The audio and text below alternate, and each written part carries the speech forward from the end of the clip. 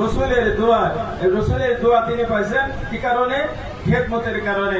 এক খেদমত, আর একটা হলো রসুলের প্রতি ইহতিরাম। রাসূলুল্লাহ সাল্লাল্লাহু আলাইহি সাল্লাম একদিন ইস্তিনজায় গেছে। দেখেন ইস্তিনজা থেকে বের হয়ে দেখেন বাহিরে পানি, বদনা ভর্তি পানি। এই পানি রাখলো কে? উপস্থিত লোকজন যারা বলো যে পানি রাখছে আব্দুল্লাহ ইবনে আব্বাস। রসুল আব্দুল্লাহ ইবনে আব্বাসকে ধরে জড়ায় ধরলেন এবং তার জন্য দোয়া করলেন। খেদমত আব্দুল্লাহ ইবনে আব্বাস এর জন্য রসুল দোয়া করলেন। আর একদিন আব্দুল্লাহ ইবনে আব্বাস ছিলেন, ছোট ছিলেন। রসুলের এক স্ত্রী ছিল মাইমুনা রাদিয়াল্লাহু আনহা। মাইমুনা রাদিয়াল্লাহু আনহা ছিল আব্দুল্লাহ ইবনে আব্বাসের খালা। উনি খালার বাসায় বেড়াইতে গেছেন। আসল উদ্দেশ্য হলো রসুল কিভাবে রাত্রে ইবাদত করে এটা দেখার জন্য। শুয়ে আছেন, রসুলও শুয়ে আছেন, মাইমুনা রাদিয়াল্লাহু আনহা রসুল শুয়ে আছেন। আব্দুল্লাহ মাথার কাছে, এই মাথার কাছে শুয়ে আছে। রসুলের রূপ তো ছিল ছোট রূপ। রসুল এবং রসুলের বিবি শুয়ে আছেন এইভাবে, আব্দুল্লাহ মাথার কাছে শুয়েছেন। রসুল রাত্রিবেলা উঠলেন, উঠে ওযু করলেন, ওযু করে নামাজে দাঁড়ায় গেলেন। আব্দুল্লাহ ইবনে আব্বাস ছোট্ট পিচ্চি মানুষ, উনিও উঠলেন, উঠে কি করলেন? ওযু করে রসুলের পিছনে রসুলের সাথে নামাজে দাঁড়ায় গেলেন। রসুল দাঁড়াইছেন হলো, উনি গিয়ে রসুলের বাম দিকে দাঁড়াইছেন, রসুলের বাম দিকে দাঁড়াইছেন। রসুল দাঁড়াইছেন, দাঁড়ায় আছেন, আব্দুল্লাহ ইবনে আব্বাস দাঁড়ালেন হলো রসুলের বাম দিকে। ইমামতির নিয়ম হলো একজন মুসল্লি, ইমাম যখন একজন হয়, মুসল্লি একজন হয়। মুসল্লি দাঁড়ায় কোন দিকে? মুসল্লি মুক্তাদি দাঁড়ায় ডান দিকে। আব্দুল্লাহ ইবনে আব্বাস ধরেছে বাম দিকে। কুচি মানুষ, 7-8 বছর বয়স। রসুল তাকে আস্তে করে নিয়ে এসে এই ডান দিকে দাঁড় করায় দিলেন, নিজের বরাবর করে দাঁড় করাইলেন। আব্দুল্লাহ ইবনে আব্বাস উনি পিছিয়ে আসলেন। রসুল আবার সামনে আগা নিয়ে আসলেন, নিজের বরাবর করলেন। আব্দুল্লাহ ইবনে আব্বাস আবার পিছিয়ে গেলেন। রসুল তৃতীয়বার আবার তাকে নামাজের ভিতরে, শুরুতে নামাজের ভিতরে অনুমতি ছিল, নিজের বরাবর করে দাঁড় করাইলেন। উনি আবার পিছিয়ে গেলেন। এরপর রসুল তাকে সামনে নিয়ে আসলেন না। শুরুতে নামাজের ভেতর সমস্যা ছিল না, শুরুতে নামাজের কথাও বলতো, ঠিক আছে, সালাম দিল, সালামের উত্তর দিত। পরবর্তী আস্তে আস্তে এগুলা সব নিষেধ হয়ে যায়। নামাজ শেষে রসুল জিজ্ঞাসা, আব্দুল্লাহ ইবনে আব্বাস, এই আব্দুল্লাহ, যখন আমার পিছনে তুমি নামা মুক্তাদি হলা, তাহলে বাম দিকে দাঁড়াইলা কেন? তুমি ডান দিকে দাঁড়াবা। বলে যে, ইয়া রাসূলুল্লাহ, আপনি তো আল্লাহর রাসূল, আপনার ডানে দাঁড়ানো তো আমি ভালো মনে করি না, এজন্য বাম দিকে দাঁড়াইছে। আদব, এটাকে বলে আদব। আচ্ছা বুঝলাম, তুমি বাম দিকে দাঁড়াইলা, আমি তো তোমাকে নামাজের মতো ডান দিকে নিয়ে আসলাম, আমার বরাবর করে দাঁড়াইলাম, দাঁড় করাইলাম। ইমাম মুক্তাদি একসাথে হলে নিয়ম হলো বরাবর করে দাঁড়াবে, অথবা মুক্তাদি হালকা পিছনে দাঁড়াবে। তুমি, তোমাকে আমি আমার বরাবর করে দাঁড় করাই, তুমি পিছনে চলে যাও, আবার দাঁড় করে আমি পিছিয়ে গেলাম, তা করলে কেন? ইয়া রাসূলুল্লাহ, আপনি আল্লাহর রাসূল, আপনার কত মর্যাদা, কত সম্মান, আমি কি আপনার বরাবর দাঁড়াইতে পারি? ছোট বাচ্চা, কিন্তু 7-8 বছরের বাচ্চা, তার ভিতরে রসুল, এবং রসুল মানে উস্তাদ। রসুল বলছে, ইন্নামা বুইসতু মুআল্লিমান, আল্লাহ পাক আমাকে মুআল্লিম, উস্তাদ হিসেবে পাঠাইছেন, শিক্ষক হিসেবে পাঠাইছেন। আর আব্দুল্লাহ ইবনে আব্বাস ছাত্র, ছাত্রর উস্তাদের প্রতি কি সম্মান, ইহতিরাম। এই আব্দুল্লাহ ইবনে আব্বাসের উস্তাদের প্রতি এই ইহতিরাম, এই সম্মান দেখে রাসূল তার জন্য দোয়া করলেন, আল্লাহ তুমি তাকে কিতাবের জ্ঞান, কোরআনের জ্ঞান দান করো, তাকে তুমি ফকিহ বানাও, তাকে তুমি এরকম দ্বীনি জ্ঞান দান করো, যেন সে বড় মাপের একজন আলেম হতে পারে। আল্লাহু আকবার।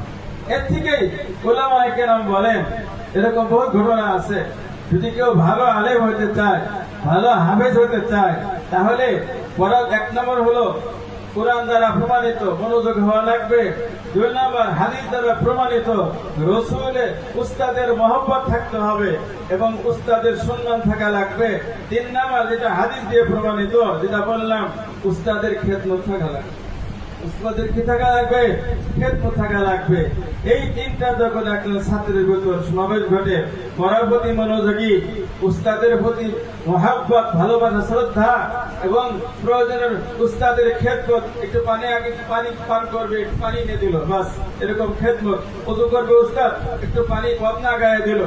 এই ছাত্রের ভিতর এই খেদমতের মাধ্যমে এবং উস্তাদের প্রতি আদব ইহতিরামের মাধ্যমে তার ইলমের ভিতর বরকত হবে, তার হেফজের ভিতর বরকত হবে এবং সে ভালো মাপের একজন হাফেজ আলেম হতে পারবে। এবং ভালো মাপের হাফেজ আলেম হওয়ার জন্য এই সমস্ত বিষয়গুলি খেয়াল করা লাগবে। আজকাল অনেকেই মনে করে আমার ছেলে এরকম হুজুরের পানি খাওয়াবে, এটা আমি তো পানি খাওয়ানোর জন্য দেই নাই।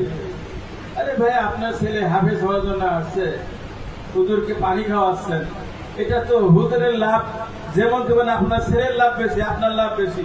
আপনার এর মাধ্যমে হুজুর একটু পানি খাওয়াচ্ছে, পানি পান করাচ্ছে, এর মাধ্যমে তো আপনার ছেলের এলেমের ভিতর, হেফজের ভিতর, কোরআন মুখস্থের ভিতর আল্লাহ পাক বরকত দান করতেছে। কারণ বরকত আসার জন্য, নূর আসার জন্য, আল ইলম নূর, ইলম হলো নূর। আর এই নূর কিসের মাধ্যমে আসে? উস্তাদের খেদমতের মাধ্যমে, উস্তাদের ভালোবাসার মাধ্যমে। উস্তাদের প্রতি ভালোবাসা থাকা লাগে।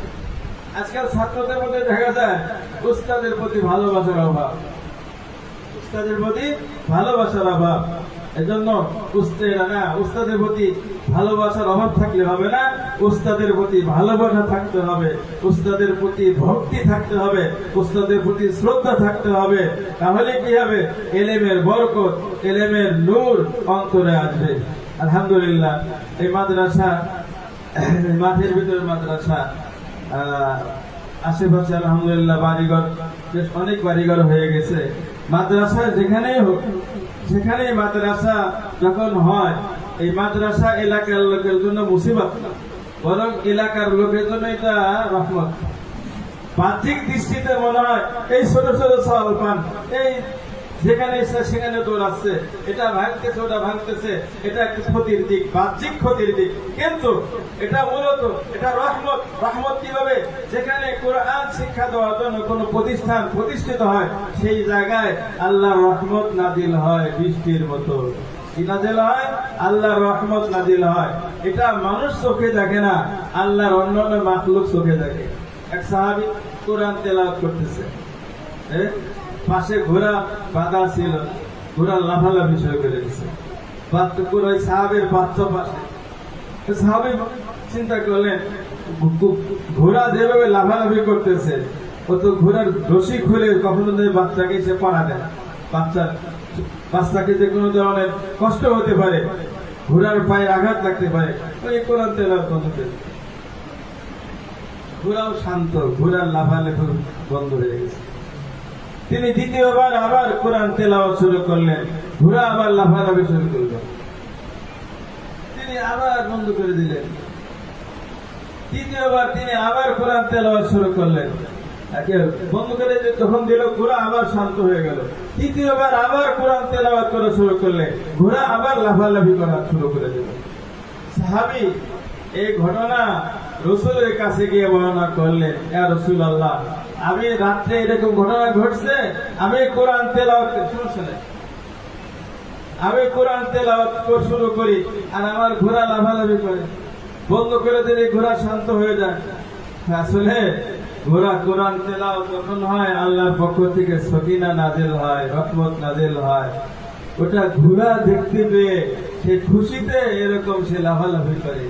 ওটা তোমার বাচ্চাকে আঘাত করার জন্য না, তোমার বাচ্চাকে কষ্ট দেওয়ার জন্য না। ও ছুটে গিয়ে তোমার বাচ্চাকে পা দেওয়া লাঠি লাগতে পারে, এই ভয় না। ও তো আল্লাহর রহমত নাজিল হওয়া থেকে, রহমতের ফেরেশতা থেকে ও খুশিতে এরকম লাফালাফি করতেছিল, সেরকম আনন্দ হইতেছিল আল্লাহর রহমত নাজিল হচ্ছে এটা দেখে। তুমি সারা রাত পড়তা, সারা রাত এরকম আল্লাহর রহমত নাজিল হইতো, আর সারা রাত ঘোরা এরকম লাফালাফি করতো। সুবহানাল্লাহ। তো যেখানে কোরআন পড়া হয় সেখানে রহমত নাজিল হয়। এটা ফায়দা আরো যারা নাকি আশেপাশের কবর থাকে এই কবরেরাও দেখতে পায়, কিন্তু দুনিয়ায় যারা বাইসে আছে তারা এই চোখ দিয়ে দেখতে পায় না, রহমত নাজিল হচ্ছে দেখতে পায় না, কিন্তু অন্য মাখলুক দেখতে পায়। যেমন ঘোড়া বুঝতে পারলো, ঘোড়ার কথা বললাম, এবং যারা মারা যায় তারাও বুঝতে পারে যেখানে রহমত নাজিল হচ্ছে, এবং তারাও চায় এই মাদ্রাসার জন্য প্রতিষ্ঠিত হোক, এই মাদ্রাসার জন্য দিন দিন উন্নতি হয়। কারণ এই মাদ্রাসা যতদিন টিকবে, এখানে যত ছেলে হাফেজ হবে, আলেম হবে, এখানে ছেলেরা কোরআন পড়বে আর রহমত নাজিল হবে, এই রহমতের অংশ তারাও কবর থেকে পাবে, তারাও কি হবে, তারাও শান্তি থাকবে।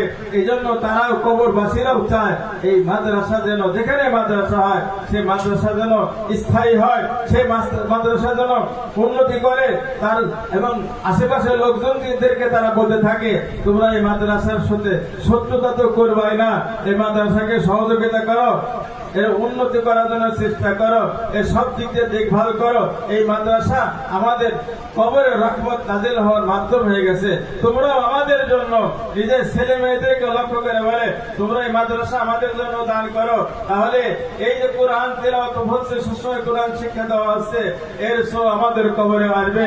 সুতরাং যারা তাদের পিতা মাতার উদ্দেশ্যে দান করে তার সোয়াব তার পিতা মাতার কবরে পৌঁছে থাকে। এক সাহাবা বললেন, আমার মা মারা গেছে, হঠাৎ করে তিনি যদি সুযোগ পাইতেন তাহলে আল্লাহর রাস্তায় কোনো মাল দানের জন্য ওসিয়ত করতেন। সাহাবা কেরামের পরবর্তী যুগে যারা ছিল তারা কি করতেন, মৃত্যুর আগে ওসিয়ত করে যাইতেন আমার মালের একটা অংশ যেন দিনই কাজে ব্যয় হয়, মালের একটা অংশ দিনই কাজে ব্যয় হয়, এই জন্য তারা ওসিয়ত করে।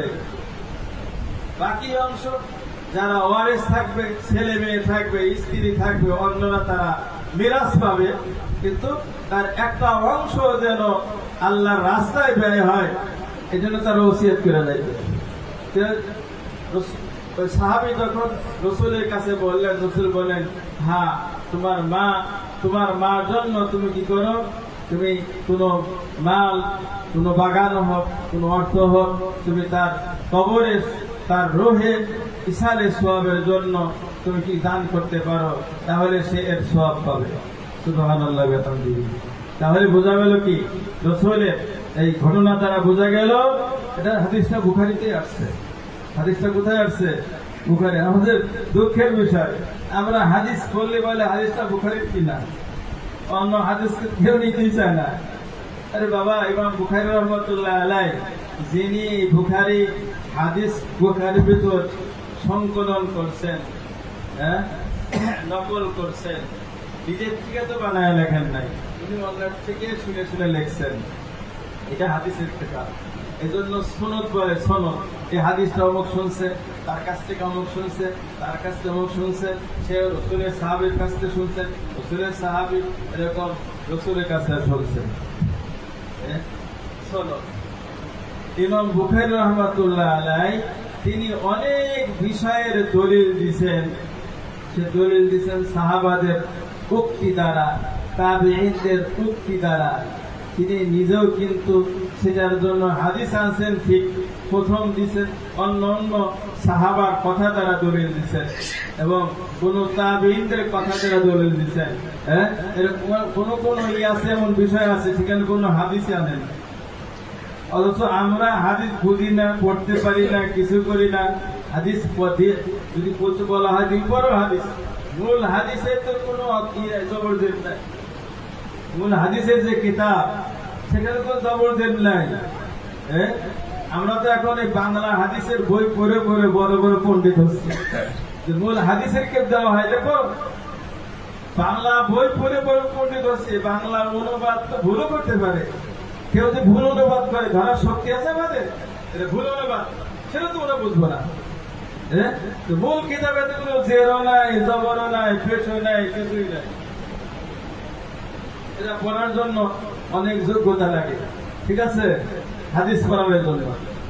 তো ইমাম বুখারী রহমাতুল্লাহ আলাইহি বিভিন্ন মাসলা বলছেন, বিভিন্ন বিষয়ে সমাধান দিয়েছেন, সেখানে তিনি হাদিস আনেন নাই। তাবিঈদের কথা দ্বারা দলিল দিচ্ছেন, সাহাবাদের কথা দ্বারা দলিল দিচ্ছেন। আর আমরা যদি রসুলের কথা দ্বারাও দলিল দেওয়া হয়, তখন বলে রসুলের এই হাদিসটা কোন জায়গায় আছে, বুখারীতে আছে নাকি? যদি বলা হয় যে না বুখারীতে নাই, ওমর ইবনে মাজায় আছে, অমুক কিতাবে আছে, তখন না নিলাম না, বুখারী থাকলে পরে বলেন নাউযুবিল্লাহ, আল্লাহ পাকে হেফাজত করে। তাহলে আমরা বুঝতে পারলাম যে আমাদের ছেলে মেয়েদেরকে যদি আমরা হাফেজ আলেম বানাইতে চাই, একজন ছেলে মেয়ে হাফেজ থাকা, আলেম থাকা সেই পিতা মাতার জন্য বিরাট ভাগ্যের বিষয়। আমাদের ভাই আমি আসার সময় বলতেছিলেন যে লাভ কি? লাভ হলো যে আপনার যখন আপনি কবরে যাবেন, সব রেখে যাবেন, আপনার পাশে বিআরবি 40 তলা বিল্ডিং আছে, ও 40 তলা একতলাও কি বিআরবির সাথে যাবে? যাবে না, একা একাই ওই কাপড় নিয়েই যাওয়া লাগবে, কাপড় নিয়েই যাওয়া লাগবে। তখন আর এই সমস্ত ইন্ডাস্ট্রিজ গুলো কাজে আসবে না। তখন কাজে আসবে কোনটা? তখন কাজে আসবে হলো নেক সন্তান। কে কাজে আসবে? নেক সন্তান। যে নেক সন্তান, যার সন্তান রেখে যাবে, ওই নেক সন্তান কোরআন তেলাওয়াত করবে, পিতার এর সওয়াব পাবে। নেক সন্তান নামাজ পড়বে, পিতা মাতার সওয়াব পাবে। নেক সন্তান পিতা মাতার জন্য দান করবে, এই সওয়াব সে পেতে থাকবে। নেক সন্তান নেক আমল কি করবে, এরকম পিতা মাতা পেতে থাকবে। এজন্য নেক সন্তান রেখে যাওয়ার জন্য কি করা দরকার? ছেলে মেয়েদেরকে কোরআন শিক্ষা দেওয়া দরকার। কি শিক্ষা দেওয়া দরকার? কোরআন শিক্ষা দেওয়া দরকার। কমপক্ষে সেজন্য নামাজি হয়, সেজন্য ইমানি হালাত থাকতে পারে, এই পরিমাণ দিন শিক্ষা দেওয়া সবার জন্য জরুরি।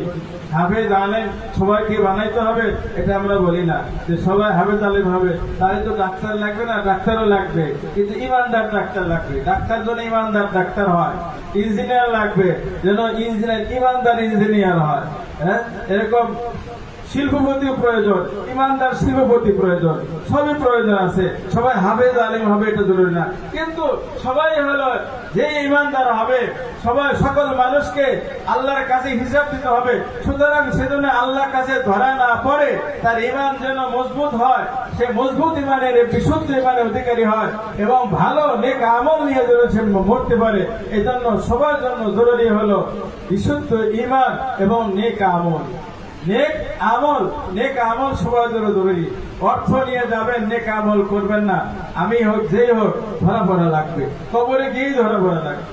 প্রথম প্রশ্নই মান রব্বুকা, তুমি তোমার রবকে কার বিধান মতো তুমি চলতা? ওমা দীনুকা, তোমার আদর্শ কি ছিল? তুমি কি করতা? তোমার আদর্শ কি ইসলামী আদর্শ ছিল? তোমার ধর্ম মানে আদর্শ। রসুলের তুমি কি রসুলের আদর্শকে বিশ্বাস করতা? এই জন্য প্রশ্ন উত্তর দিতে হলে দুনিয়াতে সবাইকে, একজন হাফেজ কেউ, আলেম কেউ, শিল্পপতি কেউ, সবাই ইঞ্জিনিয়ার হোক, ডাক্তার হোক, সবাইকে প্রশ্নের উত্তর দুনিয়া থেকেই নিতে হবে। আল্লাহর হুকুম পালন করার মাধ্যমে, রসুলের আদর্শ তরিকা চলার মাধ্যমে। আল্লাহ পাক আমাদের সবাইকে তৌফিক দান করেন। এই মাদ্রাসার যেন দিন দিন উন্নতি হয়, তারা কি হয়, মাদ্রাসার প্রিন্সিপাল মোহতামিম বড় হুজুর হাফেজ রুকুনুত হাফেজ মাওলানা মুফতি তো বলতো নাকি, রুকুনকে আল্লাহ তাআলা কবুল করেন, তার হিম্মতকে আরো বাড়িয়ে দেন, যেন সে আপনাদের সবাইকে নিয়ে সামনে আরো আগাইতে পারে, এই মাদ্রাসা যেন আরো উন্নতি হয়। এই জন্য আমরা দোয়া করি। কথা আর লম্বা করছি না, কথা এখানে শেষ করে দিলাম। আল্লাহ পাক সবাইকে কবুল করেন। আসসালামু আলাইকুম ওয়া রাহমাতুল্লাহ।